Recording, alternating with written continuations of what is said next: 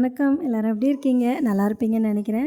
ஒரு 10 நாள் முன்னாடி ஊருக்கு போயிருந்தேங்க. பண்ணாரி வழியா தான் போனோம். நாங்க எப்போ திம்மம் வழியா வந்தாலும், பண்ணாரி அம்மன பார்க்காம வரமாட்டோம். கோயில்ல விசேஷ நாட்கள் இல்ல ரொம்ப கூட்டமா இருக்கு அப்படின்னாலும், உள்ள போயிட்டு என்ட்ரன்ஸ்ல நின்னாவது சாமி கும்பிட்டுட்டு வந்துருவோங்க.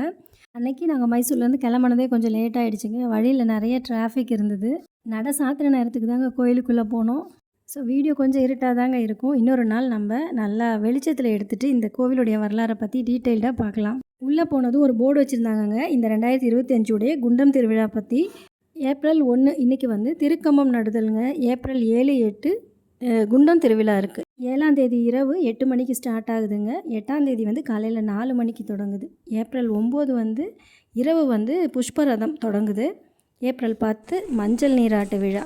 ஏப்ரல் 11 தங்கரத புறப்பாடு. 12 சனிக்கிழமை பௌர்ணமி திருவிளக்கு பூஜை இருக்குங்க.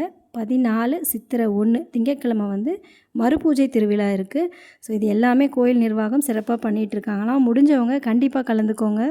கோயிலுடைய சிறப்பை நான் சொல்லி நீங்கள் தெரிஞ்சுக்கணும்னு இல்லைங்க. தமிழ்நாட்டில் இருக்கக்கூடிய எல்லாருக்குமே தெரியும் இந்த அம்மன் எவ்வளோ ஒரு சக்தி வாய்ந்த அம்மன் அப்படிங்கிறது. சத்தியமங்கலத்திலேருந்து மைசூர் போகிற வழியில் இருக்கிறதாங்க இந்த கோவில். இந்த கோயிலுடைய தலை விருட்சம் பார்த்திங்கன்னா வேப்பமரம். எல்லா மாரியம்மன் கோயிலையும் வேப்பமரம் தான் இருக்கும் இல்லைங்களா. இங்கே திருநீராக புத்து மண்ணை தான் உங்களுக்கு கொடுப்பாங்க. இங்கே கோயிலுடைய பிரசாதம் பார்த்திங்கன்னா வேண்டுதல் வச்சுருக்காங்கள அவங்க கோயில் நிர்வாகத்துக்கிட்ட பணம் கொடுத்து அவங்க ஒவ்வொரு நாளும் ஒவ்வொரு விதமாக செய்வாங்க.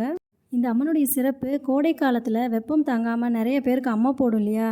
வெயிலினுடைய தாக்கம் குறைந்து மழை பெய்யணும் அப்படிங்கிறதுனால தான் இந்த மாறி மழையாக பெய்கிறாங்க. அதனால தான் மாரியம்மன்.